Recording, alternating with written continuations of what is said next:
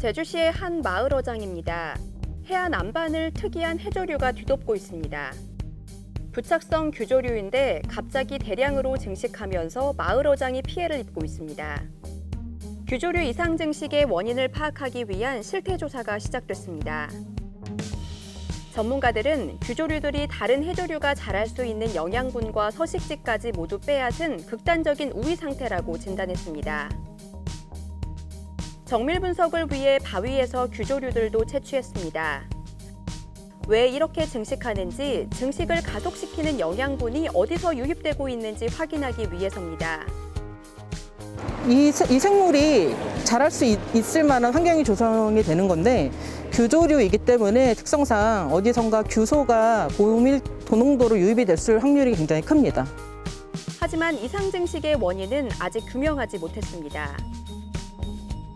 영양분 공급의 원인이 될 수 있는 인근 양식장 배출수의 수질 상태를 확인해 봤더니 다른 양식장과 별다른 차이가 없는 것으로 확인됐기 때문입니다.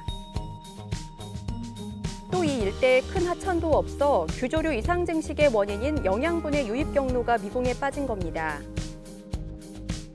문제는 이런 이상 현상이 제주도 내 다른 지역에서도 얼마든지 나타날 가능성이 있다는 점입니다. 최근 바닷속 이산화탄소 증가로 인한 해양 산성화가 부착성 규조류 성장을 촉진해 생태계를 변화시킬 수 있다는 연구가 보고되기도 했습니다. 규조류 이상 증식 원인이 정확하게 밝혀지지 않고 있어 지속적인 모니터링과 추가 조사가 시급합니다. 안전한 제주 관광 환경 조성을 위한 관광사업체 지원이 확대됩니다.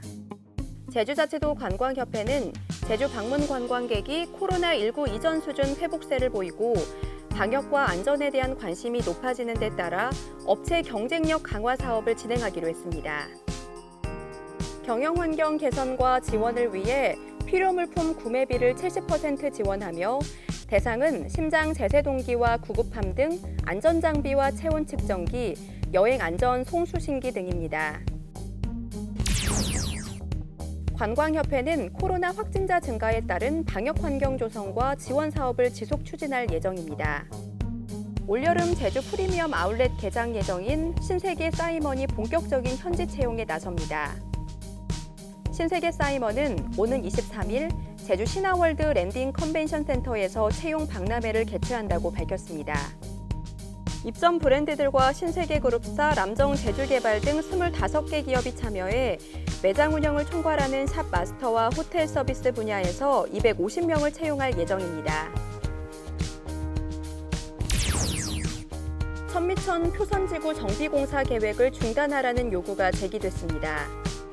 제주환경운동연합은 침수 피해 예방을 목적으로 천미천 정비공사가 이루어지며 양쪽의 숲과 기암괴석들이 크게 훼손되는 일이 반복되고 있다고 지적했습니다.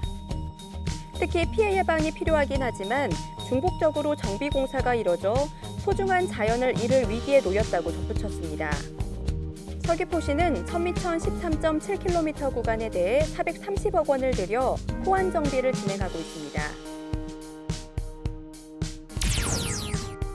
제주자치도는 어업 생산성이 낮거나 조업 제한을 받는 등 정규 여건이 불리한 지역 어업인들에게 직불금을 지원하는 조건분리 지역 직불금 제도를 2013년부터 시행하고 있습니다. 올해는 지급 금액이 지난해보다 5만 원 인상된 연간 75만 원으로 지원 대상은 4천여 곳으로 예상되고 있습니다.